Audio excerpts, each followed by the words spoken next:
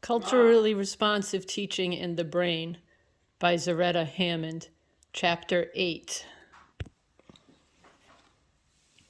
You will hear much more from me about Chapter 8 as I am presenting it with two of our classmates on Wednesday. But I'm just going to share here my initial response from the first time that I read it a couple weeks ago. So the strategies that they teach that are good for culturally responsive teaching and brain research.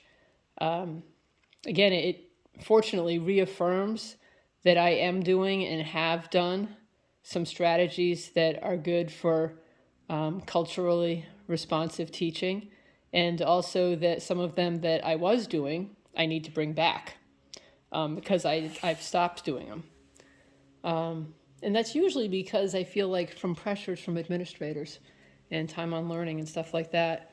So when I've done them in the past and when I'm doing them now, I wasn't and am not necessarily doing them with the goal of being a culturally responsive teacher, at least in terms of students of color, but in terms of students' learning styles and their backgrounds and different things, but not specifically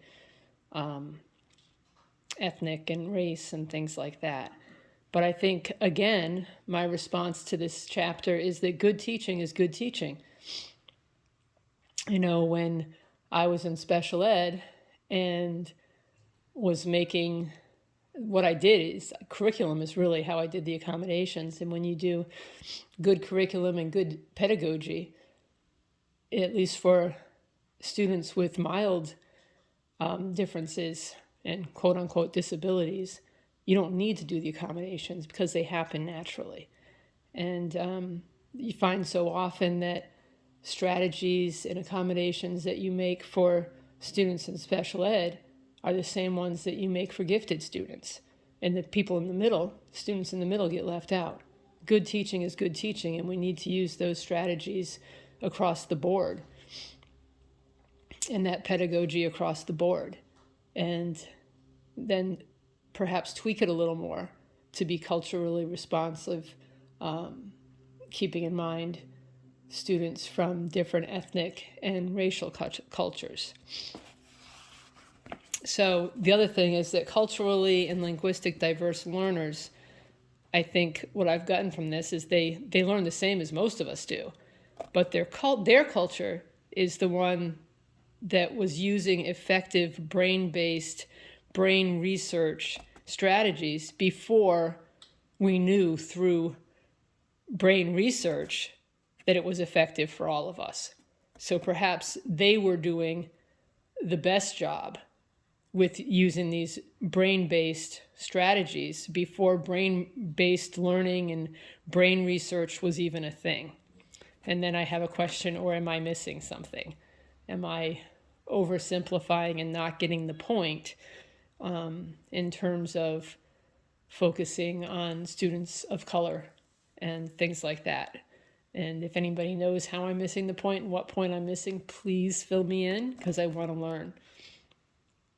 And also just that it seems like the disconnect with being culturally responsive or not, and the disconnect with the students that we are not being effective teachers with, that we're doing disservices to the students from different races and ethnic backgrounds and things, that the disconnect really seems to come at the stage when previous knowledge and experiences are connected with new information. Because what we do in school and how we do it isn't a good match for culturally and linguistically diverse learners. And again, I would think that if we are doing things that are a good match, if we do a better job, that we would also be helping diverse students with diverse learning styles and socioeconomic learners as well. That's all for now. So if you can help me with what I'm missing, please do. And you'll be hearing more from me on Wednesday about this chapter And actually, one thing we were thinking about is if people want to bring some strategies that you use and share them during our lesson, one option we're going to have is to kind of critique the strategies that we're using, just the strategies in general and or strategies we're using or plan to use that we think would be culturally responsive. And then we can critique them in class. Okay, thank you.